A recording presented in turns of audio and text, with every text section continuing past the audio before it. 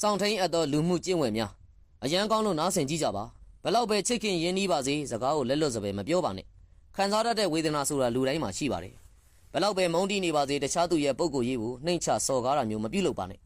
လေးစားမှုဆိုတာလူတိုင်းနဲ့ထိုက်တန်တယ်လို့မိမိကိုယ်တိုင်နဲ့လည်းထိုက်တန်ပါတယ်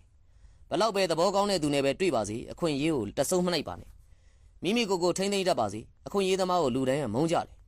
ဘလောက်ပဲလက်ကားရနေပါစေမိမိရတဲ့အတိုင်းအတာပမာဏကိုပဲအသိစိတ်နဲ့ဆင်ကျင်တတ်ပါစေတိတ်ခါတရားဆိုတာမွေးမြူသင့်ပါတယ်ဘလောက်ပဲအခက်ခဲပြဿနာနဲ့ကြုံရပါစေမိမိကိုယ်ပိုင်အစွမ်းစားနဲ့အရင်ဖြည့်ရှင်းတတ်ပါစေအကူအညီကိုအလွယ်တကူလိုချင်သူမဖြစ်ပါစေနဲ့ဘလောက်ပဲရိုးသားတဲ့လူကိုတွေ့ပါစေတင့်အကျိုးမြတ်အတွက်အသုံးမချပါနဲ့ရိုးသားမှုဆိုတာရည်သွေးတစ်ခုဖြစ်ပြီးတော့တခြားသူအတွက်လည်းဖြစ်တည်နေတာမဟုတ်ပါဘူးဘလောက်ပဲအင်အားကြီးတဲ့သူတင်ဖြစ်နေလေအလွယ်တကူအနိုင်ကျင့်ကျင်တဲ့စိတ်ဓာတ်မျိုးမမွေးပါနဲ့ဒီကနေ့အင်အားကြီးတဲ့သူကနောက်တနေ့မှာအင်အားပြောက်ဆုံးသွားနိုင်လို့ပါတန်တရားဆိုတာလဲပတ်နေပါတယ်ဘလောက်ပဲအတွေးခေါ်တွေစန့်ကျင်